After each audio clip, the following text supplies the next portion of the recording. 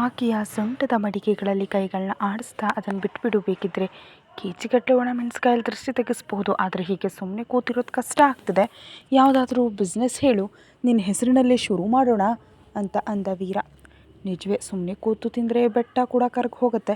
ಹಾಗಾಗಿ ನಾವು ಯಾವುದಾದ್ರೂ ಒಂದು ವ್ಯಾಪಾರ ಮಾಡಲೇಬೇಕು. ಅಂದಹಾಗೆ ನನಗೆ ತಿಳಿಯದೆ ಕೇಳ್ತೀನಿ, ನೀನು ಯಾವ ರಂಜನಿಗಾಗಿ ಇಲ್ಲಿಗೆ ಬಂದಿಯೋ ಅವಳ ಹತ್ರ ಹೋಗೋದ್ಲೇ ಇಲ್ವಲ್ಲ, ಯಾಕೆ? ಕನಿಷ್ಠ ಅವಳ ಫೋಟೋಗಳನ್ನ ಮನೆಯಲ್ಲಿ ಎಲ್ಲಿಯೂ ಹಾಕಿಲ್ಲ, ಏನಾಯಿತು? ಫೋಟೋಗಳಿನ್ನೂ ಬಂದಿಲ್ವೇ ಅಂತ ಕಣ್ಸನ್ನೆ ಮಾಡ್ತಾ ಕೇಳಿದ್ಲು ಅನಸೂಯ. ಅವಳು ದಿನ ಕಾಣಿಸ್ತಾಳೆ, ಇನ್ನು ಅವಳ ಫೋಟೋಗಳು ಯಾಕೆ ಬಿಡು. ಹೇಳು, ಏನು ಬಿಸ್ನೆಸ್ ಮಾಡೋಣ ಅಂತ ಕೇಳಿದ ವೀರ. ನಮಗೆ ಹಣಕ್ಕೇನು ಕೊರತೆ ಇಲ್ಲ, ಹಾಗಾಗಿ ಈಗ ಅತಿ ಹೆಚ್ಚು ಜನರು ಅವಲಂಬಿಸಿರೋದು ಫುಡ್ ಮೇಲೆ, ಆದ್ದರಿಂದ ಯಾವುದಾದ್ರೂ ಫುಡ್ ಬಿಸ್ನೆಸ್ ಶುರು ಮಾಡೋಣ ಅಂತ ಅಂದ್ಲು ಅನಸೂಯ. ಹಾಗಿದ್ರೆ ಅದಕ್ಕೆ ಸಂಬಂಧಿಸಿದ ಪ್ಲ್ಯಾನ್ ರೆಡಿ ಮಾಡು, ಬೇಗನೆ ಶುರು ಮಾಡೋಣ ಅಂತ ಅಂದ ವೀರ. ಸರಿ ವೀರ, ಅದೆಲ್ಲವನ್ನು ನಾನು ನೋಡ್ಕೊಳ್ತೀನಿ, ನೀನು ಆರಾಮಾಗಿರು ಅನ್ನುತ್ತಾ ಅವನ ಕಡೆ ತಿರುಗಿ ಕುತ್ತಿಗೆ ಸುತ್ತ ಕೈ ಹಾಕಿ ಅಂದ್ಲು ಅನಸೂಯ. ಏನಿದು, ಇವಾಗ ತಾನೇ ಮನೆಯಲ್ಲಿ ಜನ ಇದ್ದಾರೆ, ದೃಷ್ಟಿ ಅದು ಇದು ಅಂತ ಹೇಳಿ ಮತ್ತೆ ನೀನು ನನ್ನ ಕುತ್ತಿಗೆ ಸುತ್ತ ಕೈ ಹಾಕ್ತಿದ್ಯಾ? ಏನು ಬೇಕು ನಿನಗೆ ಅಂತ ಮತ್ತಿನಲ್ಲಿ ಕೇಳ್ದ ವೀರ. ಇವಾಗ ಏನು ಬೇಡ, ಆದರೆ ನಾನು ಒಂದು ಕೇಳ್ತೀನಿ, ಮಾಡಿಕೊಡ್ತೀಯಾ ಅಂತ ಕೇಳಿದ್ಲು ಅನಸೂಯ. ಏನದು ಬಂಗಾರ, ನೀನು ಕೇಳಿದ್ರೆ ನಾನು ಬೇಡ ಅಂತೀನಾ ಅಂತ ಕೇಳ್ದ ವೀರ. ಇಷ್ಟು ದಿನ ನಾನು ಕೇಳಿರಲಿಲ್ಲ ವೀರ, ಯಾಕಂದರೆ ನೀನು ನನ್ನವನೇ ಎಂಬ ನಂಬಿಕೆಯಲ್ಲಿರ್ತಿದ್ದೆ. ಆದರೆ ಈ ದಿನ ಹಾಗಲ್ಲ, ನನಗೇನೋ ನೀನು ನನ್ನಿಂದ ದೂರ ಆಗ್ತಿದೆಯಾ ಅಂತ ಅನ್ನಿಸ್ತಿದೆ, ಅದಕ್ಕೆ ಕೇಳ್ತಿದ್ದೀನಿ ಅಂತ ನುಂಗಿ ನೀರು ಕುಡಿತಿದ್ಲು ಅನಸೂಯ. ಅವಳ ಮಾತುಗಳಿಗೆ ಬೇಸರಗೊಂಡು, ಇವಾಗ ಏನಾಗಬೇಕು, ಮೊದಲು ಅದನ್ನು ಹೇಳು ಅಂತ ಕೇಳ್ದ ವೀರ. ನೀನು ನನ್ನನ್ನು ಮದುವೆ ಮಾಡ್ಕೋ ವೀರ ಅಂತ ತಟ್ಟನೆ ಕೇಳಿದ್ಲು ಅನಸೂಯ. ಅವಳ ಮಾತುಗಳಿಗೆ ಹಣೆಗೆ ಗಂಟು ಹಾಕ್ತಾ, ಮದುವೆ ಬೇಕಾ? ಯಾಕೆ, ಹೀಗೆ ಚೆನ್ನಾಗಿ ಇದ್ದೀವಲ್ಲ, ಏನು ನನ್ನ ಮೇಲೆ ನಂಬಿಕೆ ಇಲ್ವಾ? ಯಾವ ನಂಬಿಕೆಯಿಂದ ನಾನು ಆಸ್ತಿಯನ್ನೆಲ್ಲ ನಿನ್ನ ಹೆಸರಿಗೆ ಮಾಡಿದ್ದೀನಿ, ಅದೆಲ್ಲ ಬಿಟ್ಟು ನಾನು ದೂರ ಆಗ್ತೀನಿ ಅಂತ ಭಯ ಪಡೋದೇನು ಅಂತ ಸ್ವಲ್ಪ ಅಸಹನೆಯಿಂದ ಕೇಳಿದ ವೀರ.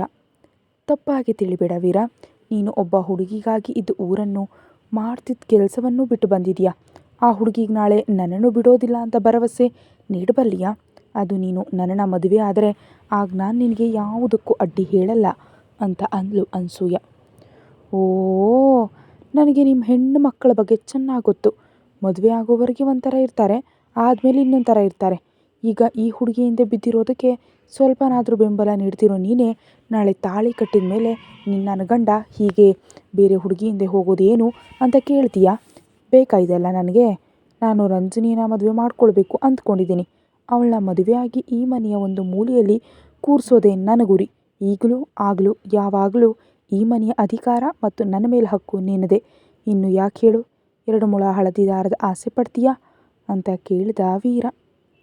ಹಾಗಲ್ಲ ವೀರ, ನಾಳೆ ನೀನು ಮದುವೆಯಾದ ಹುಡುಗಿ ಬಂದು, ಇವನು ನನ್ನ ಗಂಡ, ಈ ಮನೆ ನನ್ನದು, ನೀನು ಯಾರಿಲ್ಲಿರೋದಕ್ಕೆ, ಹೊರಗೆ ಹೋಗು ಅಂದರೆ ಅಂತ ಅನಸೂಯ ಹೇಳ್ತಿದ್ದ ಮಾತು ಮುಗಿಯೋ ಮೊದಲೇ, ಕೊಲ್ತೀನಿ, ನಿನ್ನನ್ನು ಯಾರಾದರೂ ಹಾಗಂದರೆ ಕೊಂದು ಬಿಡ್ತೀನಿ.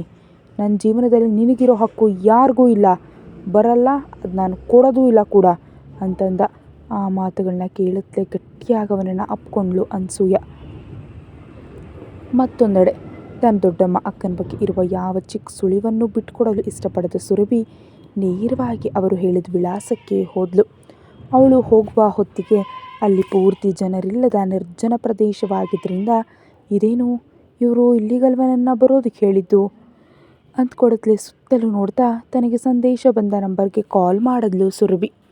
ಆದರೆ ಅತ್ತ ಕಡೆಯಿಂದ ಯಾರು ಫೋನನ್ನು ಎತ್ತಲಿಲ್ಲ.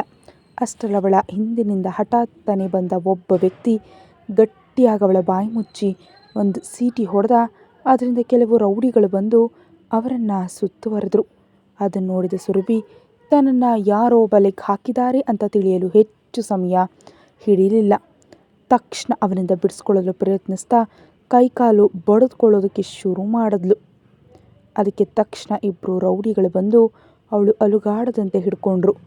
ಒಂದು ಕಡೆ ಬಾಯಿ ಮುಚ್ಚಿದವನು ಗಟ್ಟಿಯಾಗಿಡ್ತಿದ್ದರಿಂದ ಅವಳಿಗೆ ಉಸಿರಾಡಲು ಕಷ್ಟವಾಗಿ ಉಸಿರುಗಟ್ಟಿದಂತಾಗ್ತಿದ್ರೆ, ಬಂದವರು ಯಾರು ಅಂತ ತಿಳಿದೆ, ತಾನು ಏನು ಮಾಡ್ತಾರೋ ಅಂತ ತಿಳಿದೆ ಭಯದಿಂದ ನಡುಗ್ತಿದ್ದಾಳೆ ಸುರಭಿ. ತನ್ನ ದೊಡ್ಡಮ್ಮ ಅಕ್ಕನ ಪತ್ತೆಗಾಗಿ ಯಾರೋ ಕಳಿಸಿದ ಸಂದೇಶ ಹಿಡ್ಕೊಂಡು ಅವರು ಹೇಳಿದ ಜಾಗಕ್ಕೆ ಹೋಗಿದ್ದು ಸುರಭಿಯ ತಪ್ಪೆ. ಅಲ್ಲಿ ಅವಳನ್ನ ಬಲೆಗೆ ಹಾಕಿದ ಗ್ಯಾಂಗ್ ಅವಳನ್ನ ಕಿಡ್ನ್ಯಾಪ್ ಮಾಡಿ ಕರ್ಕೊಂಡು ಹೋಗ್ತಿದ್ರೆ ಅಲುಗಾಡೋದಕ್ಕೂ ಅಥವಾ ಕಿರ್ಚೋದಕ್ಕೂ ಆಗದೆ ನಾನಾ ಅವಸ್ಥೆ ಪಡ್ತಾ ಇದ್ದಾಳೆ. ಸೂಕ್ಷ್ಮ ಮನಸ್ಸಿನ 19 ವರ್ಷದ ಹೆಣ್ಣುಮಗು ಸುರಭಿ. ಅವಳನ್ನ ಕ್ರೂರವಾಗಿ ಹಿಡ್ಕೊಂಡ ಆ ರೌಡಿಗಳು ಒಬ್ಬೊಬ್ಬರು ಕಟ್ಟುಮಸ್ತಾದ ದೇಹದೊಂದಿಗೆ ತುಂಬ ರಫ್ ಆಗಿದ್ರು. ಅವರಲ್ಲಿ ಒಬ್ಬನನ್ನು ನಿಭಾಯಿಸೋದೇ ಸುರಭಿಯಿಂದ ಸಾಧ್ಯವಿರಲಿಲ್ಲ. ಅಂಥದ್ರಲ್ಲಿ ಅವಳನ್ನು 4 ವ್ಯಕ್ತಿಗಳು ಸುತ್ತುವರೆದು ಎಳ್ಕೊಂಡು ಹೋಗಿ ಒಂದು ಜೀಪ್ನೊಳಗೆ ಎಸೆದ್ರು. ಒಳಗೆ ಬಿದ್ದು ಸುರಭಿ ತಕ್ಷಣ ಎದ್ದು ಹೊರಗೆ ಬರೋದಕ್ಕೆ ಹೋದ್ಲು. ಆದರೆ ಅವಳನ್ನ ಅಡ್ಡಗಟ್ಟಿದ ಒಬ್ಬ ಅವಳೆರಡು ಕೈಗಳಿಗೆ ಚಿಪ್ ಹಾಕಿ ಕಟ್ಟಿಬಿಟ್ಟು ನಡಿ ಹೋಗೋಣ ಅಂದ. ಅದಕ್ಕೆ ಸುರಭಿ ಭಯಪಡತ್ಲೆ ಅನಾವಶ್ಯಕವಾಗಿ ಇಲ್ಲಿಗೆ ಬಂದು ಸಿಲುಕಾಕೊಂಡೆ. ಯಾರೋ ನೀಡಿದ ಮೆಸೇಜ್ ನೋಡಿ ನಾನು ಹೀಗೆ ಬಂದದ್ದು ನನ್ನದೇ ತಪ್ಪು. ಈಗ ಹೇಗೆ ಅಸಲಿಗೆ ಯಾರಿವರು, ಯಾಕೆ ನನ್ನ ಗುರಿ ಮಾಡಿದ್ದಾರೆ, ಈಗ ಇವರಿಂದ ತಪ್ಪಿಸ್ಕೊಳ್ಳೋದು ಹೇಗೆ? ಏನಾದರೂ ಒಂದು ಮಾಡಬೇಕು. ಏನು ಮಾಡಬೇಕು, ಹೇಗೆ ತಪ್ಪಿಸ್ಕೊಳ್ಬೇಕು ಅಂತ ಆಲೋಚಿಸ್ತಿದ್ದಾಳೆ ಸುರಭಿ. ಮತ್ತೊಂದೆಡೆ ರಂಜನಿಯನ್ನು ಕರ್ಕೊಂಡು ಶಾಪಿಂಗ್ಗೆ ಹೋದ ರುದ್ರ. ನಿಜಕ್ಕೂ ಎಂದಿಗೂ ತನ್ನ ಶಾಪಿಂಗಾಗಿ ಇಂತಹ ಮಾಲ್ಗಳಿಗೆ ಬಂದಿರಲಿಲ್ಲ ರುದ್ರ. ಅವನಿಗಾಗಿ ಪರ್ಸನಲ್ ಡಿಸೈನರ್ಗಳೇ ಇದ್ದಾರೆ. ಹಾಗಾಗಿ ಅವನಿಗೆ ಶಾಪಿಂಗ್ ಹೋಗೋ ಅವಶ್ಯಕತೆ ಅಥವಾ ಅಭ್ಯಾಸ ಚಿಕ್ಕಂದಿನಿಂದ ಇರಲಿಲ್ಲ. ಅಂಥದ್ರಲ್ಲಿ ರಂಜನಿಗಾಗಿ ಅವನು ಶಾಪಿಂಗ್ ಯಾಕೆ ಬಂದನೋ ಅವನಿಗೆ ಕೂಡ ತಿಳಿಯದು. ರಂಜನಿಯನ್ನು ಆಡಿಸೋದು, ಅವಳಿಗೆ ಕಿರಿಕಿರಿ ಉಂಟು ಮಾಡೋದು ಅವನಿಗೆ ತುಂಬ ಇಷ್ಟವಾಗ್ತಿದೆ. ಹಾಗಾಗಿ ಅವಳನ್ನ ತನ್ನ ಹತ್ರ ಇರಿಸ್ಕೊಂಡಿದ್ದಾನೆ. ಮತ್ತು ಇದು ಯಾವ ತಿರುವು ಪಡೆಯುತ್ತೋ ಆ ಕ್ಷಣದಲ್ಲಿ ಅವನಿಗೂ ತಿಳಿದಿಲ್ಲ. ಅದೇ ಸಮಯದಲ್ಲಿ ರುದ್ರನ ಜೊತೆ ಬಂದ ರಂಜನಿಗೂ ಅವನ ವರ್ತನೆ ನಿಜಕ್ಕೂ ವಿಚಿತ್ರ ಅನ್ನಿಸ್ತಿತ್ತು. ಒಬ್ಬ ಪರ್ಸನಲ್ ಅಸಿಸ್ಟೆಂಟ್ಗಾಗಿ CEO ವೈಯಕ್ತಿಕವಾಗಿ ಬಂದು ಶಾಪಿಂಗ್ ಮಾಡೋದು ಯಾಕೆ ಅಂತ ಅವಳಿಗೆ ನಿಜಕ್ಕೂ ಅರ್ಥ ಆಗಲಿಲ್ಲ.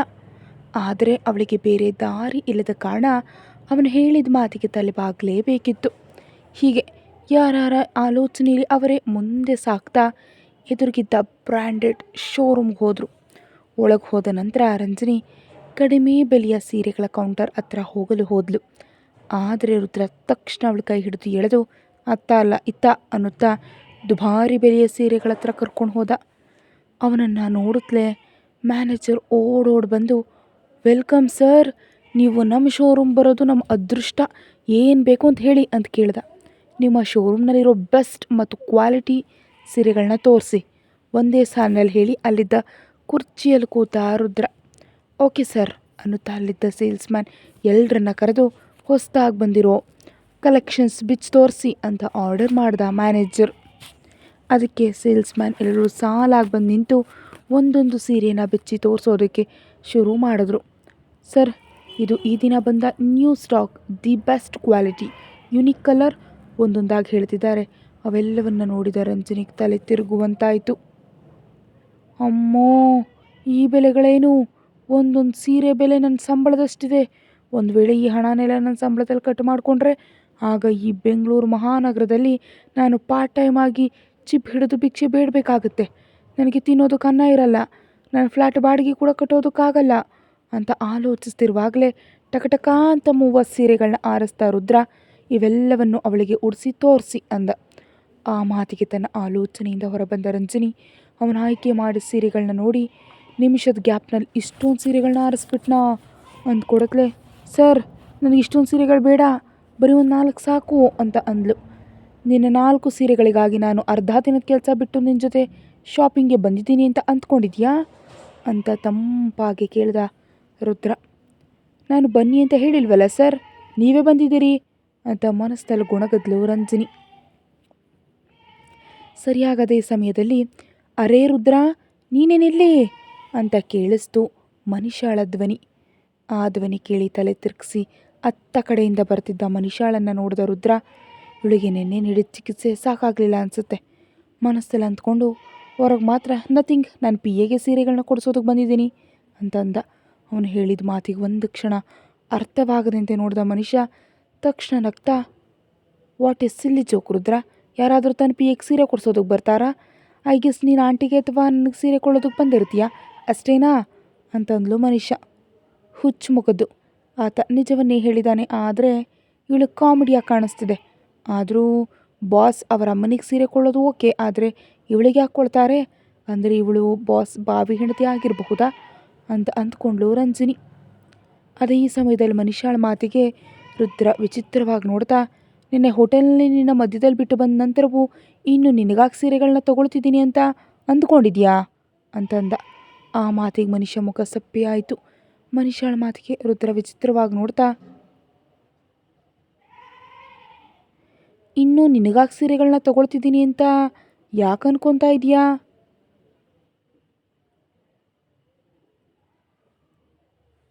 ನಿನ್ನೆ ರುದ್ರ ಅವಳನ್ನ ಹೋಟೆಲ್ನಲ್ಲಿ ಬಿಟ್ಟು ಬಂದ ನಂತರ ಮನಿಷಾಳಿಗೆ ಫೋನ್ ಮಾಡಿದ ವಸುಂಧರ ಅವಳನ್ನ ಸಮಾಧಾನಪಡಿಸಿ ರುದ್ರನ ಜೊತೆ ಅವಳ ಮದುವೆ ನಡೆಯುವಂತೆ ನೋಡ್ಕೊಳ್ತೀನಿ ಅಂತ ಹೇಳಿದ್ಲು. ಅದಕ್ಕೆ ಮನುಷ್ಯ ಇನ್ನು ರುದ್ರನ ಮೇಲೆ ತನ್ನ ಆಸೆಗಳನ್ನ ಹೆಚ್ಚಿಸ್ಕೊಳ್ತಿದ್ದಾಳೆ. ಅದಕ್ಕೆ ರುದ್ರನ ಮಾತುಗಳನ್ನ ಅಷ್ಟಾಗಿ ಲೆಕ್ಕಿಸ್ಕೊಳ್ಳದೆ, ನಿನ್ನೆ ನಿನ್ನ ಮೂಡ್ ಚೆನ್ನಾಗಿರಲಿಲ್ಲ ಅಂತ ವಸುಂಧರ ಆಂಟಿ ಹೇಳಿದ್ರು ಬಿಡು ರುದ್ರ, ನಾನೇನು ಅದನ್ನು ಲೆಕ್ಕಿಸ್ಕೊಳ್ಳಲ್ಲ ಅಂದ್ಲು. ಅದನ್ನು ಕೇಳಿದ ರುದ್ರ ಅವಳನ್ನ ನೋಡಿ ಕರುಣೆಯಿಂದ ನಕ್ಕು, okay whatever you want ಅಂತ ನಿರ್ಲಕ್ಷ್ಯದಿಂದ ಹೇಳಿ ರಂಜಿನಿ ಕಡೆ ತಿರುಗಿ, ಹೀಗೆ ಬೊಂಬೆ ಅಂತ ನಿಂತು ನೋಡ್ತಿರ್ತೀಯಾ, ಇಲ್ದಿದ್ರೆ ಆ ಸೀರೆಗಳನ್ನ ಟ್ರೈ ಮಾಡ್ತೀಯಾ ಅಂತ ಕೇಳಿದ. ಆ ಮಾತಿಗೆ ರಂಜಿನಿ ಗಬಗಬನೆ ತೈಲ ಆಡಿಸಿ ಹೋಗಿ ಎದುರು ನಿಂತಳು. ತಕ್ಷಣ ಸೇಲ್ಸ್ ಬಾಯ್ ಬಂದು ರಂಜಿನಿಗೆ ಒಂದೊಂದು ಸೀರೆ ಉಡಿಸಿ ತೋರಿಸ್ತಿದ್ರೆ ಅವುಗಳಲ್ಲಿ ತನಗಿಷ್ಟವಾದವುಗಳನ್ನ ಇರಿಸಿ ಇಷ್ಟವಾಗದವುಗಳನ್ನ ಪಕ್ಕಕ್ಕಿಟ್ಟು ಬಿಡಲು ಹೇಳ್ತಿದ್ದಾನೆ ರುದ್ರ.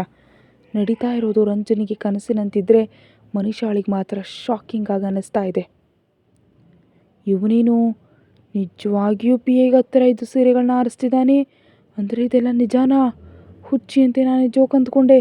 ತಕ್ಷಣ ಇದೆಲ್ಲವನ್ನ ಆಂಟಿಗೆ ಹೇಳಬೇಕು, ಇಲ್ಲ ಹೇಳೋದೆಲ್ಲ ತೋರಿಸ್ಬೇಕು ಅಂದ್ಕೊಳಕ್ಲೆ ಮೊಬೈಲ್ ತೆಗೆದು ರಂಜನಿಗೆ ರುದ್ರ ಸೀರೆಗಳನ್ನ ಆರಿಸೋದನ್ನು ವಿಡಿಯೋ ಮಾಡಿದ್ಲು ಮನಿಷಾ. ಅವಳು ಮಾಡ್ತಾ ಇರೋದನ್ನು ಗಮನಿಸಿದ್ರು ಅಷ್ಟಾಗಿ ಲೆಕ್ಕಿಸ್ಕೊಳ್ಳಿಲ್ಲ ರುದ್ರ. ಒಟ್ಟಾರೆಯಾಗಿ ಒಂದು 20 ಸೀರೆಗಳನ್ನ ಆರಿಸಿ ಅವುಗಳಿಗೆ ಹಣ ಪಾವತಿಸಿದ ರುದ್ರ ಅವುಗಳ ಬಿಲ್ ನೋಡಿದ ರಂಜನಿಗೆ ತಲೆ ತಿರುಗಿದಂತಾಯಿತು. ಅದಕ್ಕೆ ಭಯದಿಂದ, ಸರ್ ಇಷ್ಟು ಹಣ ಸೀರೆಗಳ ಅಗತ್ಯ ಇದೆಯಾ? ಮತ್ತು 10 ಸೀರೆಗಳನ್ನ ತೆಗೆದು ಬಿಡ್ತೀನಿ ಅಂತ ಅಂದ್ಲು ರಂಜಿನಿ. ಅದಕ್ಕೆ ಅವಳ ಕಡೆ ಒಂದು ಗಂಭೀರವಾದ ನೋಟ ಬೀರ್ದ ರುದ್ರ.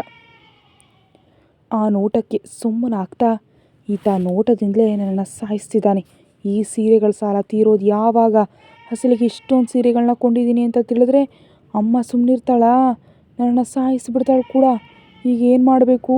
ಇವುಗಳಿಗೆ ಬ್ಲೌಸ್ ಹೊಲಿಸೋದು ಕೂಡ ಬಹಳಷ್ಟು ಹಣ ಬೇಕು ಅಂತ ಅವಳು ಅಂದ್ಕೊಳ್ತಿರುವಾಗಲೇ, ಇನ್ನು ಹೋಗೋಣವಾ, ಇಲ್ದಿದ್ರೆ ಇನ್ನೂ ಸ್ವಲ್ಪ ಹೊತ್ತು ಇಲ್ಲೇ ನಿಂತು ಕನಸು ಕಾಣ್ತೀಯಾ ಅಂತ ಕೇಳಿದ ರುದ್ರ. ಅದಕ್ಕೆ ಮನಸ್ಸಿನ ಆಲೋಚನೆಯಿಂದ ಹೊರಬಂದು ಹೋಗೋಣ ಅನ್ನುವಂತೆ ಗಬಗಬನೆ ತಲೆಯಾಡಿಸಿದ್ಲು ರಂಜನಿ. ಮುಂದೆ ರುದ್ರ, ಅವನ ಹಿಂದೆ ರಂಜನಿ ಹೊರಗೆ ನಡೀತಿದ್ರೆ ಅವ್ರ ಹಿಂದೆ ಅವ್ರು ಕೊಂಡ ಸೀರೆಗಳನ್ನ ಬ್ಯಾಗ್ಗಳಲ್ಲಿ ಹಿಡ್ಕೊಂಡು ಹೋಗ್ತಿದ್ದಾರೆ ಅಲ್ಲಿದ್ದ ಸೇಲ್ಸ್ ಬಾಯ್ಸ್. ಅದೆಲ್ಲವನ್ನು ವಿಡಿಯೋ ಮಾಡ್ತಿದ್ದ ಮನುಷ್ಯ ಕೂಡ ಅವ್ರ ಹಿಂದೆಯೇ ಓಡಿದ್ಲು. ರುದ್ರ ಅದೇ ಮಾಲ್ನಲ್ಲಿ ಇರೋ ಬೊಟಿಕ್ಗೆ ಕರ್ಕೊಂಡು ಹೋಗಿ ಸರಿಯಾಗಿ 2 ಗಂಟೆಗಳಲ್ಲಿ ಆ ಸೀರೆಗಳಿಗೆ ಸಂಬಂಧಿಸಿದ ಬ್ಲೌಸ್ಗಳೆಲ್ಲವೂ ರೆಡಿ ಆಗಬೇಕು ಅಂತ ಹೇಳಿ ಬಿಲ್ ಪಾವತಿಸ್ದ. ಏನು 2 ಗಂಟೆಯಲ್ಲಿ 20 ಸೀರೆಗಳಿಗೆ ಬ್ಲೌಸ್ ಹೊಲಿಸ್ತಾರಾ? ಇವನವ್ರನ್ನ ಮನುಷ್ಯರು ಅಂದ್ಕೊಂಡಿದ್ದಾನಾ, ಇಲ್ದಿದ್ರೆ ಮೆಷಿನ್ ಅಂದ್ಕೊಂಡಿದ್ದಾನಾ? ಹೀಗೆ ಆರ್ಡರ್ ಮಾಡಿದ್ದಾನೆ ಅಂತ ಅಂದ್ಕೊಂಡ್ಲು ರಂಜಿನಿ. ಆದರೆ ಅವಳ ಆಲೋಚನೆಗಳನ್ನು ತಲೆ ಕೆಳಗೆ ಮಾಡ್ತಾ, ಓಕೆ ಸರ್, 2 ಗಂಟೆ ಅಗತ್ಯ ಇಲ್ಲ, 1 ಗಂಟೆಯಲ್ಲಿ ನಿಮಗೆ ಸೀರೆಗಳನ್ನೆಲ್ಲ ಹ್ಯಾಂಡ್ ಓವರ್ ಮಾಡ್ತೀವಿ ಅಂತ ಹೇಳಿದರು ಬೊಟಿಕ್ ಮಾಲೀಕರು. ಆ ಮಾತಿಗೆ ಬೆಚ್ಚಿ ಬೀಳ್ತಾ, ಏನೂ ಗಂಟೆಯಲ್ಲಿ ಅಷ್ಟೊಂದು ಸೀರೆಗಳು ಬ್ಲೌಸ್ ಹೊಲಿಸ್ತಾರಾ? ನಿಜವಾಗಿ ಇವರು ರೋಬೋಟ್ಗಳ ಏನು ಅಂತ ಅಂದ್ಕೊಂಡ್ಳು ರಂಜಿನಿ. ಆಮೇಲೆ ಅವಳನ್ನು ಕರ್ಕೊಂಡು ಕೆಳಗಿನ ಮಹಡಿಯಲ್ಲಿ ಒಂದು ರೆಸ್ಟೋರೆಂಟ್ಗೆ ಹೋದ ರುದ್ರ. ಸರ್, ಇದೆಲ್ಲ ಏನು ಬೇಡ, ರೆಸ್ಟೋರೆಂಟ್ ಒಳಗೆ ಹೋಗೋದನ್ನು ನೋಡಿ ಹೊರಗೆ ನಿಂತು ಹೇಳಿದ್ಲು ರಂಜಿನಿ. ಯಾಕೆ, ನೀನು ಮನುಷ್ಯಳಲ್ವಾ, ನಿನಗೆ ಹಸಿವಾಗಲ್ವಾ ಅವಳ ಕಡೆ ತಿರುಗಿ ಕೇಳಿದ ರುದ್ರ. ಅದೆಲ್ಲ ಸರ್ ಅಂತ ಅವಳು ಹೇಳ್ತಿರುವಾಗಲೇ, ಇಲ್ಲಿ ನಿನ್ನ ಅನುಮತಿ ಯಾರೂ ಕೇಳಿಲ್ಲ, ಜಸ್ಟ್ ಫಾಲೋ ಮೀ ಅಂತ ಹೇಳಿ ಅವಳಿಗೆ ಇನ್ನೊಂದು ಮಾತು ಮಾತಾಡೋದಕ್ಕೆ ಅವಕಾಶ ನೀಡದೆ ಒಳಗೆ ನಡೆದ ರುದ್ರ. ಅದಕ್ಕೆ ಅವನ ಹಿಂದೆ ಹೋದ್ಲು ರಂಜಿನಿ. ಮನೀಷಾ ಅವ್ರನ್ನ ಹಿಂಬಾಲಿಸ್ತಾ ಹೋಗಿ ಅದೇ ರೆಸ್ಟೋರೆಂಟ್ನಲ್ಲಿ ಒಂದು ಮೂಲೆಯಲ್ಲಿ ಕೂತು ಅವ್ರನ್ನ ವಿಡಿಯೋ ಮಾಡುತ್ತಲೇ ಇದ್ದಾಳೆ. ಏನು ತಿಂತೀಯೋ ನೋಡಿ ಆರ್ಡರ್ ಮಾಡು ಮೆನು ಕಾರ್ಡ್ ಅವಳ ಮುಂದೆ ತಳ್ಳಿ ಹೇಳಿದ ರುದ್ರ. ನಾನಾ ಆಶ್ಚರ್ಯಪಡ್ತಾ ಅಂದ್ಲು ರಂಜಿನಿ. ಮತ್ತೆ ನೀನೇನು ತಿಂತೀಯೋ ನೀನು ಬಿಟ್ಟು ಇನ್ಯಾರು ಹೇಳ್ತಾರೆ, ಸಿಂಪಲ್ ಆಗಂದ ರುದ್ರ. ಅದಕ್ಕೆ ಕಾರ್ಡ್ ತಗೊಂಡು ನೋಡಿದ ರಂಜಿನಿ. ಅಷ್ಟರಲ್ಲಿಗೆ ಬಂದ ಆ ವೇಟರ್ ಹತ್ರ, ನೋಡಪ್ಪ 2 plate mutton biryani, 2 plate chicken leg piece, 2 plate chicken nuggets, ಹಾಗೆ ನಾಟಿ ಕೋಳಿ ಸಾರು ಕೂಡ ತೊಗೊಂಡು ಬಾ. ಅವುಗಳೆಲ್ಲಕ್ಕಿಂತ ಮೊದಲು ಫಿಶ್ ಫ್ರೈ 2 ಪ್ಲೇಟ್ ತೊಗೊಂಡು ಬಾ ಅಂತ ಹೇಳಿದ್ಲು. ಅವಳು ಎಲ್ಲವನ್ನ 2 ಪ್ಲೇಟ್ ಆರ್ಡರ್ ಮಾಡೋದು ನೋಡಿದ ರುದ್ರ, ನನ್ನ ಆರ್ಡರ್ ನಾನೇ ಹೇಳ್ಕೊಳ್ತೀನಿ ಅಂತ ಅಂದ. ಅವೆಲ್ಲ ನನಗೋಸ್ಕರವೇ ಹೇಳ್ಕೊಂಡೆ ಸರ್, ನೀವೇನು ತಿಂತೀರೋ ನೀವೇ ಹೇಳ್ಕೊಳ್ಳಿ ಅಂದ್ಲು ರಂಜನಿ. ಅದನ್ನು ಕೇಳಿ ರುದ್ರನ ಜೊತೆಗೆ ವೇಟರ್ ಕೂಡ ಶಾಕ್ ಆದ. ಅಂದರೆ ಅವೆಲ್ಲವನ್ನೂ ನೀನು ಒಬ್ಬಳೇ ತಿಂತೀಯಾ? ನಂಬಲಾಗದಂತೆ ಕೇಳಿದ ರುದ್ರ. ರಂಜನಿ ಹೇಳಿದ ಊಟದ ಆರ್ಡರ್ ಕೇಳಿ ರುದ್ರನ ಜೊತೆಗೆ ವೇಟರ್ ಕಣ್ಣು ಬಿಡ್ತಿದ್ದ. ಇದನ್ನೆಲ್ಲ ನೀನು ಒಬ್ಬಳೇ ತಿಂತೀನಿ ಅಂತ ಕೇಳಿದ ರುದ್ರ. ಹೌದು ಸರ್, ಇನ್ನೂ ಜಾಗ ಇದ್ದರೆ ಕೊನೆಯಲ್ಲಿ ಒಂದು ಐಸ್ ಕ್ರೀಮ್ ಕೂಡ ಹೇಳೋಣ ನಗ್ತಾ ಅಂದ್ಲು ರಂಜನಿ. ಅಲ್ಲಿವರೆಗೆ ಊಟಕ್ಕೆ ಬರಲು ಸಂಕೋಚಪಟ್ಟು ಈಗ ಅಷ್ಟು ದೊಡ್ಡ ಪಟ್ಟಿಯನ್ನು ಹೇಳಿದ್ದಕ್ಕೆ ರುದ್ರ ಅವಳನ್ನು ವಿಚಿತ್ರವಾಗಿ ನೋಡ್ತಾ ಕ್ರೇಜಿ ಅಂತ ಒಳಗೊಳಗೆ ಅಂದ್ಕೊಂಡು ವೇಟರ್ ಕಡೆ ನೋಡಿ, ಅವಳು ಹೇಳಿದ್ನೆಲ್ಲ ತೊಗೊಂಡು ಬನ್ನಿ, ಹಾಗೆ ನನಗಾಗಿ ಬ್ರೌನ್ ರೈಸ್ ವಿತ್ ಬ್ರೋಕ್ಲಿ ಅಂತ ಹೇಳ್ದ. ಓಕೆ ಸರ್ ಅಂತ ಹೇಳಿ ಹೊರಟು ಹೋದ ವೇಟರ್. ಆಮೇಲೆ ಸ್ವಲ್ಪ ಹೊತ್ತಿಗೆ ಆರ್ಡರ್ ಮಾಡಿದ ಪದಾರ್ಥಗಳು ಬಂದಿದ್ದರಿಂದ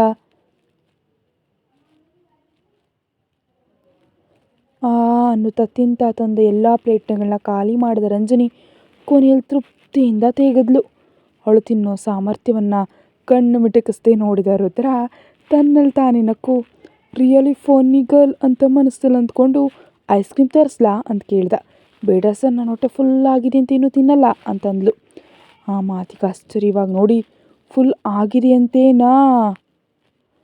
ಅದೇನು ಯಾರೋ ನಿನಗೆ ಹೇಳಿದಂತ ಹೇಳ್ತಿದ್ಯಾ ಅಂತ ಕೇಳಿದ ರುದ್ರ. ಹೌದು ಸರ್, ನನ್ನ ಹೊಟ್ಟೆ ಹೇಳಿದ್ದು ಅಂದ್ಲು ರಂಜನಿ. ವಾಟ್? ಅರ್ಥವಾಗದಂತೆ ನೋಡಿದ ರುದ್ರ. ಹೌದು ಸರ್, ಅಷ್ಟು ತಿಂದಮೇಲೆ ಕೊನೆಯಲ್ಲಿ ಬಂದಿತ್ತಲ್ಲ, ಹಾಗೆ ಬಂದರೆ ನಾನು ತುಂಬ ಹೋಗಿದ್ದೀನಿ, ಇನ್ನು ನೀನು ತಿನ್ನೋದನ್ನು ನಿಲ್ಲಿಸು ಅಂತ ನಮ್ಮ ಹೊಟ್ಟೆ ನಮಗೆ ಹೇಳ್ತಿದೆ ಅಂತ ಅರ್ಥ, ಇನ್ನು ಆಮೇಲೆ ನಾವು ತಿನ್ನಬಾರ್ದು ಅಂತ ಹೇಳಿದ್ಲು ರಂಜನಿ. ಆ ಮಾತಿಗೆ ರುದ್ರ ಟೂ ಮಚ್ ಕ್ರೇಜ್ ಅಂದ್ಕೊಳ್ತಾ ಮನಸ್ಸಿನಲ್ಲೇ ನಕ್ಕು ಬಿಲ್ಪಾವತಿಸ್ದ. ಅಷ್ಟರಲ್ಲಿ 1 ಗಂಟೆ ಮುಗಿದಿದ್ದರಿಂದ ಆಮೇಲೆ ಇಬ್ಬರು ಬೊಟಿಕ್ ಹೋಗಿ ಸೀರೆ ಬ್ಲೌಸ್ಗಳನ್ನು ಸಂಗ್ರಹಿಸ್ಕೊಂಡ್ರು. ಆಮೇಲೆ ಇನ್ನು ಹೊರಡ್ತಾ ಮಾಲ್ನಿಂದ ಹೊರಗೆ ಬರ್ತಿರುವಾಗ ನಡೀತಿದ್ದ ರುದ್ರ ಹಠಾತ್ತನೆ ನಿಂತು ಹೋದ. ಅವನು ಯಾಕೆ ನಿಂತನೋ ಅರ್ಥವಾಗದ ರಂಜನಿ ಕೂಡ ಏನಾಯಿತು ಎನ್ನುವಂತೆ ಅವನ ಕಡೆ ನೋಡಿ ನಿಂತಳು. ಸರಿಯಾಗಿ ಅದೇ ಸಮಯದಲ್ಲಿ ಫೋನಲ್ಲಿ ನೋಡ್ಕೊಳ್ತಾ ಅವರನ್ನು ವಿಡಿಯೋ ಮಾಡ್ತಾ ಅವರ ಹಿಂದೆಯೇ ಬಂದ ಮನುಷ್ಯ ಎದುರು ನಿಂತು ರುದ್ರನನ್ನು ಗಮನಿಸದೆ ಅವನಿಗೆ ಡಿಕ್ಕಿ ಹೊಡೆದ್ಲು. ಅಷ್ಟರಲ್ಲಿ ಅವರ ವಿಡಿಯೋಗಳನ್ನೆಲ್ಲ ತೆಗೆದಿದ್ದ ಮನುಷ್ಯ ಅವುಗಳನ್ನ ವಸುಂಧರಾ ಕಳಿಸಿದರೆ ಅವರು ರುದ್ರನನ್ನು ಹತೋಟಿಯಲ್ಲಿಟ್ಟು ಆ ಪಿಎಗೆ ಬುದ್ಧಿ ಕಲಿಸ್ತಾರೆ ಅಂತ ಸಂಭ್ರಮಪಟ್ಟು ಹೋಗ್ತಿದ್ದಾಳೆ. ಆದರೆ ಅನಿರೀಕ್ಷಿತವಾಗಿ ರುದ್ರನಿಗೆ ಡಿಕ್ಕಿ ಹೊಡೆದಿದ್ದರಿಂದ ಅವನ್ನ ನೋಡಿ ಅವಳು ಭಯದಿಂದ ನಡುಗಿ ಹೋದ್ಲು. ತಕ್ಷಣ ಅವಳ ಕೈಯಿಂದ ಮೊಬೈಲ್ ಕಿತ್ಕೊಂಡ ರುದ್ರ, ನಮ್ಮಮ್ಮನಿಗೆ ಕಳಿಸೋದಕ್ಕೆ ಅಲ್ವಾ ನೀನು ಇಷ್ಟು ಕಷ್ಟಪಟ್ಟು ವಿಡಿಯೋಗಳನ್ನ ತೆಗೆದಿದ್ದು ಅಂತ ಕೇಳ್ದ. ಆ ಮಾತಿಗೆ ಮನುಷ್ಯ ಏನು ಮಾತಾಡದೆ ಸೈಲೆಂಟಾಗಿ ನೋಡಿದ್ಲು ಅವ್ರನ್ನ. ಅದಕ್ಕೆ ರುದ್ರ, ನೀನು ನನಗೆ ಮೊದಲು ಹೇಳಿದರೆ ಒಳ್ಳೆಯ ಸೇಲ್ಸ್ ಕೂಡ ನೀಡ್ತಿದ್ದೆ ಅಲ್ವಾ, ಏನೇ ಆಗಲಿ ಇವಾಗಲಾದರೂ ನಿನ್ನ ಶ್ರಮ ಸ್ವಲ್ಪ ಕಡಿಮೆ ಮಾಡ್ತೀನಿ, ಇವುಗಳನ್ನ ನಾನು ನಮ್ಮಮ್ಮನಿಗೆ ಕಳಿಸ್ತೀನಿ ಅನ್ನುತ್ತಾ ಅಲ್ಲಿವರೆಗೆ ತನ್ನನ್ನು ಮತ್ತು ರಂಜಿನಿನ ಸೇರಿಸಿ ಮನುಷ್ಯ ತೆಗೆದು ವಿಡಿಯೋಗಳನ್ನೆಲ್ಲ ಸೇರಿಸಿ ವಸುಂಧರಾ ಕಳಿಸಿ task finished, now you can go ಅಂತ ಅಂದ. ಅದನ್ನು ಊಹಿಸಿದ ಮನುಷ್ಯ, ರುದ್ರ ನೀನೊಬ್ಬ ಸಾಧಾರಣ, ನಿನ್ನ ಹತ್ರ ತಿಂಗಳ ಸಂಬಳ ಕೆಲಸ ಮಾಡೋ ಈ ಹುಡುಗಿ ಜೊತೆ ತಿರುಗ್ತಿರೋದು ನಿಮ್ಮ ಅಮ್ಮನಿಗೆ ತಿಳಿದ್ರೆ ಅವ್ರು ಸುಮ್ಮನಿರ್ತಾರಾ ಅಂತ ಕೇಳಿದ್ಲು. ಆ ಮಾತಿಗೆ ಉತ್ತರ ಹೇಳದೆ ವಕ್ರವಾಗಿ ನಕ್ಕು ರಂಜನಿ ಕಡೆ ತಿರುಗಿ, ಕಾರ್ ತರ್ತೀನಿ ವೆಯ್ಟ್ ಮಾಡು ಅಂತ ಹೇಳಿ ಸೆಲ್ಲಾರ್ಗೆ ಹೋದ. ಅವನ ಕಣ್ಮರೆ ಆಗುತ್ತಲೇ ಅವನು ನೀಡಿದ ಶಾಕ್ನಿಂದ ಹೊರಬಂದ ಮನುಷ್ಯ ತನ್ನೆದುರಿಗಿದ್ದ ರಂಜನಿ ಕಡೆ ನೋಡುತ್ತಾ, ಕೇವಲ ನೀನು ಅವನ ಆಫೀಸ್ನಲ್ಲಿ ಒಬ್ಬ ಕೆಲಸದಾಕೆ ಅಂಥದ್ರಲ್ಲಿ CEO ಜೊತೆ ಸೇರಿ ಶಾಪಿಂಗ್ ಬಂದು ಅವನ ಸೀರೆಗಳನ್ನ ಕೊಡಿಸ್ಕೊಂಡು ಫುಲ್ ಎಂಜಾಯ್ ಮಾಡ್ತಿದ್ಯಲ್ಲ, ಈ ಹಣ ರುದ್ರನಿಂದ ಪಡೆಯೋದಕ್ಕೆ ಏನು ಮಾರ್ಕೊಂಡಿದ್ಯೆ ನೀನು ಅಂತ ಕಣ್ಣು ಎಗರಿಸಿ ಸೊಕ್ಕಿನಿಂದ ಕೇಳಿದ್ಲು ಮನುಷ್ಯ. ಈಗ ರಂಜನಿ ಪ್ರತಿಕ್ರಿಯೆ ಹೇಗಿರುತ್ತೆ ನೋಡೋಣ, ನೀವೇ ಹೇಳಿ. ಕತೆ ಮುಂದುವರಿಯುತ್ತೆ. ಹೆಚ್ಚಿನ ವೀಡಿಯೋಗಾಗಿ ಚಾನಲ್ಗೆ ಸಬ್ಸ್ಕ್ರೈಬ್ ಮಾಡಿ ಮತ್ತು ವಿಡಿಯೋ ಮುಂಚಿತವಾಗಿ ನೋಡಲು ಚಾನಲ್ಗೆ ಮೆಂಬರ್ಶಿಪ್ ತಗೊಳ್ಳಿ. Thank you.